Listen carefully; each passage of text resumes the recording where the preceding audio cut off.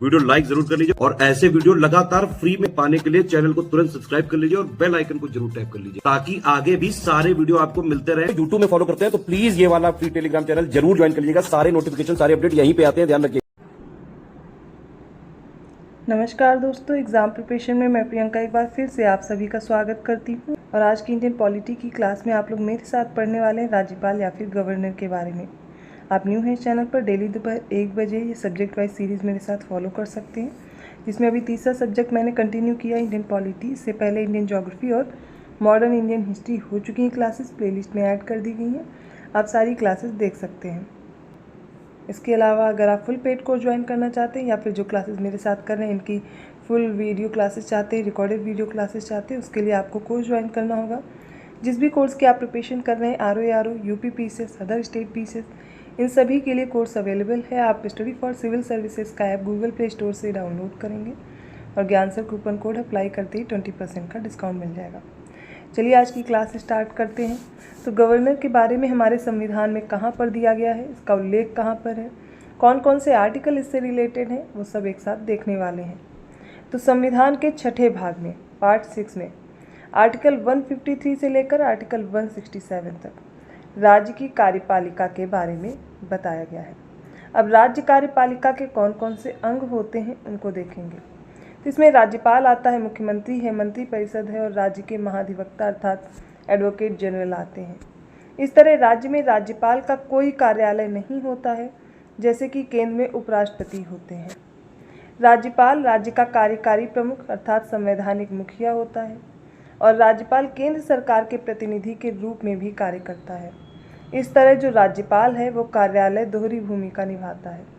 लेकिन जैसा कि 1979 में सर्वोच्च न्यायालय के द्वारा कहा गया था कि किसी राज्य के राज्यपाल का पद केंद्र सरकार के अधीन नहीं होता है और ये एक संवैधानिक पद है जो कि स्वतंत्र संवैधानिक पद होता है और केंद्र सरकार के नियंत्रण में या उसके अधीन नहीं होता है।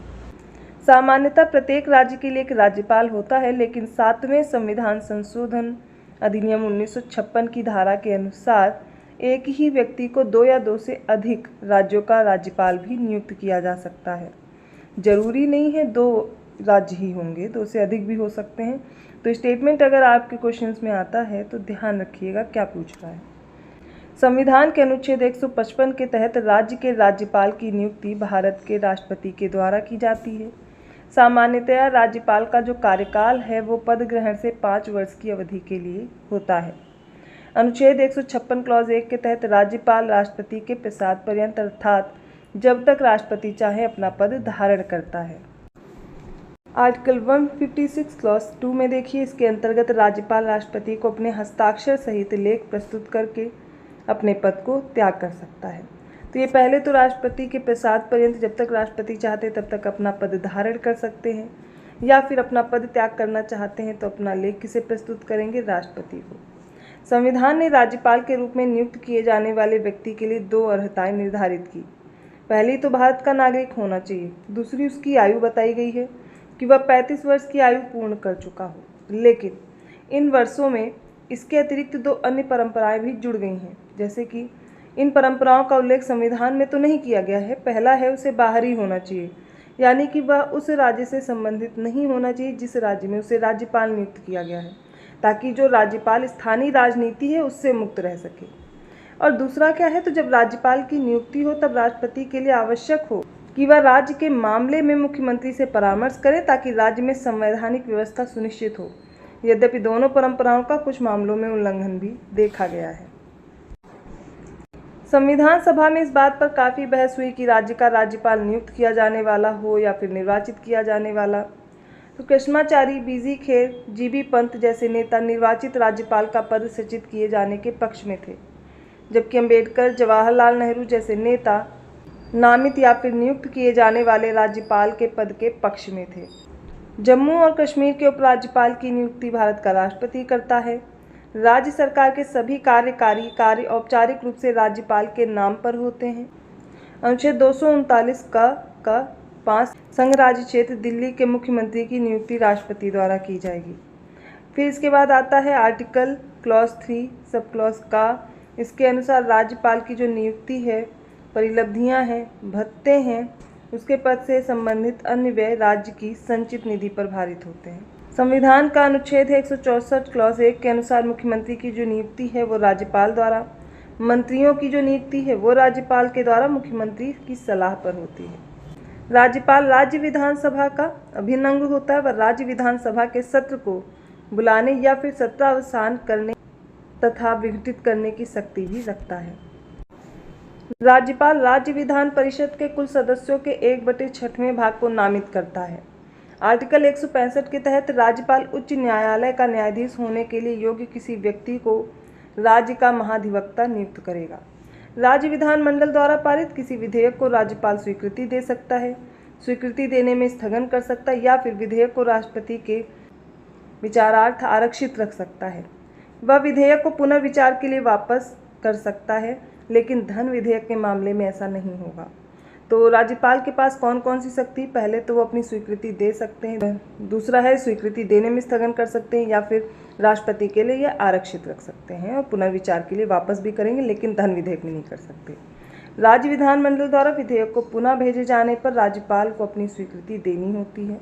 और आर्टिकल 201 के अनुसार जब कोई विधेयक राज्यपाल द्वारा राष्ट्रपति के विचारार्थ आरक्षित रख लिया जाता है, तब राष्ट्रपति यह घोषित करेगा कि वह विधेयक पर अनुमति देता है या फिर रोक लेता है।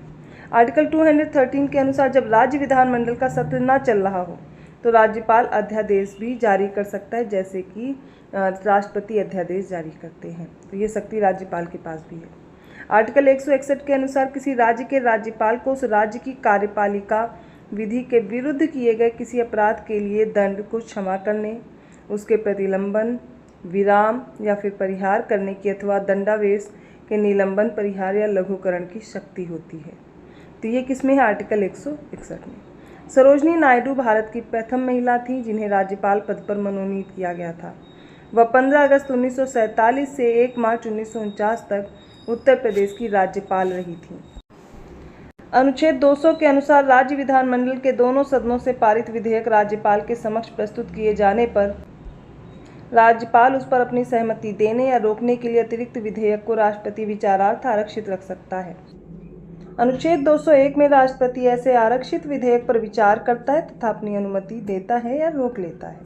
संविधान के अनुच्छेद 154 क्लॉज 1 के अनुसार राज्य की कार्यपालिका शक्ति राज्यपाल में निहित होगी, जिसका प्रयोग वह इस संविधान के अनुसार स्वयं या फिर अधीनस्थ अधिकारियों के द्वारा करेगा। तो याद रखिएगा, आर्टिकल्स भी इंपॉर्टेंट हो जाते हैं।